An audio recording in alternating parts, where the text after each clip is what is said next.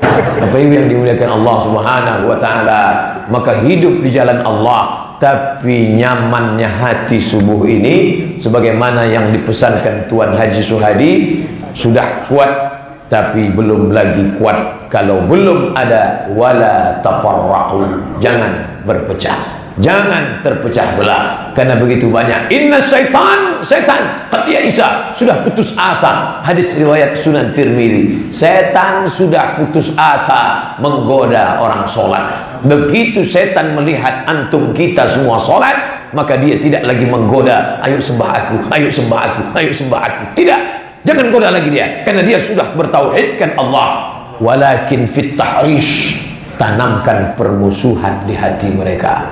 Yang biasa di masjidnya kunut subuh ini mulai berkata, gimana tadi di Masjid Al-Azhar? Mantap imamnya, mantap mikrofonnya, cuman ada yang kurang rasanya. Apa? Nggak pakai kunut. Walakin fit tahrish, ditanamkannya permusuhan di dalam hatimu. Ingat, dalam masalah khilafiyah, nata'awan fima tafaqna, mari kita saling tolong menolong pada perkara yang kita sepakati. Wa nata'adzar fima ikhtalafna, mari kita berlapang dada menyikapi perbedaan. Mazhab Hanafi, mazhab Maliki, mazhab Syafi'i, mazhab Hambali, ada FPI, ada HTI, ada Jamaah Tabligh, ada Al-Azhar, ada macam-macam ormas, ada Muhammadiyah, ada Nahdlatul Watan, ada Nahdlatul Ulama, ada Persis, ada Perti. Ini hanya kendaraan saja, tapi semuanya adalah li'i'la'i kalimatillah, untuk menegakkan agama Allah Subhanahu wa ta'ala. Ustaz Abdul Somad ini sebenarnya alirannya apa? Kata seorang intel berkata kepada saya, Ustaz kok tahu dia intel? Dia ngaku.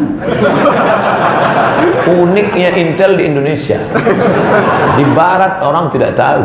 Ketika kami pemilihan ketua pelajar Persatuan Indonesia di Kairo, tiba-tiba ada seorang yang rambutnya kusut, baunya minta ampun, mulutnya tai giginya tebal sekali, nampak tak pernah gosok gigi, kukunya hitam dan berdaki, duduk di dekat pintu. Kebetulan saya dekat tangga. Saya heran, ini orang ngapain di sini? Diam-diam dia ambil HT-nya. Kata kawan saya, dia intel. Begitu intel di barat, begitu intel di Arab. Tempat kita enggak, dia ngaku saya intel, Pak Ustaz. Saya tak pernah takut dengan intel. Dari dulu saya berteman dengan intel Pentium.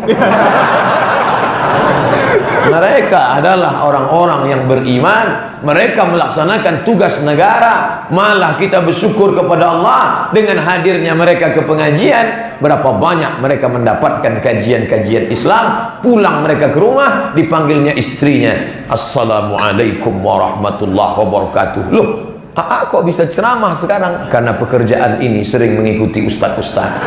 Aku pun sekarang bisa pula berceramah. Itulah pekerjaan yang paling mulia. Sekali dayung 2-3 pulau terlampau. Tugas terlaksana, bisa memberikan laporan, iman bertambah dan dapat pahala. Allahu Akbar. Ustaz Somad ini alirannya apa?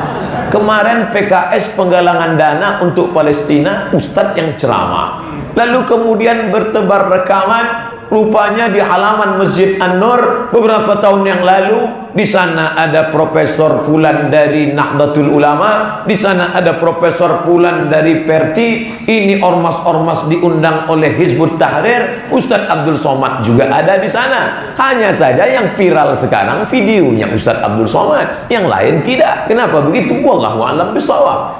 Lalu kemudian kami lihat ketika acara pertemuan 3 provinsi jamaah tabligh, 20.000 orang berkumpul, Ustaz hadir juga di situ.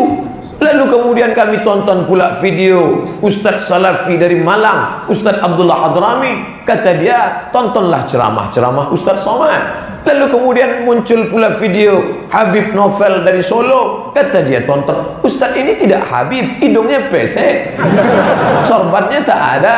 Jadi sebetulnya Ustaz ini alirannya apa?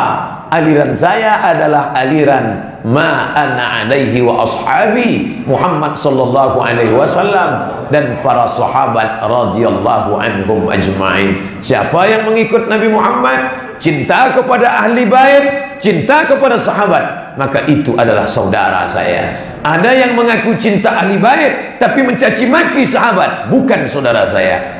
Ada yang mengaku cinta Nabi, cinta sahabat, cinta ahli bait, tapi membid'ahkan yang tak bid'ah, mengeluarkan saudara dari ahli sunnah hanya perkara khilafiyah. Dia bukan saudara saya karena perbuatannya, bukan fisiknya, bukan tubuhnya, bukan wajahnya. Kalau dia sudah kembali ke jalan yang benar, maka dia adalah saudara saya. Selama ada dalilnya, maka kita tak boleh katakan kau pelaku bid'ah. Hei pelaku bid'ah. Kalau kau katakan kepada saudaramu, hei pelaku bid'ah, padahal itu masih khilafiyah, maka kau sedang berkata, hei dhalalah. Kalau sudah dhalalah, otomatis hei finnar, hei saudaraku yang berada dalam neraka. Karena ini sudah satu paket. Bid'ah, dhalalah, finnar. Maka kalau tidak pasti betul dia bid'ah, maka kau berkata ini bid'ah menurut mazhab ini, tapi belum tentu bid'ah menurut mazhab ini. Karena begitu banyak pendapat para ulama. Hai Imam Malik bin Anas, ya, kata Sultan Raja di Raja Harun Ar-Rasyid, maukah engkau kalau mazhab Maliki saja, kitab Muwatta saja yang kami terapkan untuk seluruh negeri ini? Apa kata dia? Jangan. Karena sahabat Nabi bertebaran syarqan wa gharban, dari timur dan barat. Ada Imam Laits ibnu Sa'ad di Mesir, ada Imam Al-Auza'i di negeri Syam, ada Imam Sufyan Ats-Tsauri di Kufah, ada Imam Malik bin Anas di Madinah, ada Imam Ahmad bin Hanbal di Baghdad, ada Imam Muhammad bin Idris Asy-Syafi'i di Fustat, Kairo. Dan semua para ulama berijtihad. Al-Hakim seorang ulama, idza ijtahada, kalau sudah sampai pada derajat mujtahid, berijtihad dia, fa asaba, benar ijtihadnya, falahu ajrani, dia dapat 2 pahala. Fa akhta'a, kalau dia salah, silap keliru, lahu ajrun wahid, dia tetap dapat 1 pahala.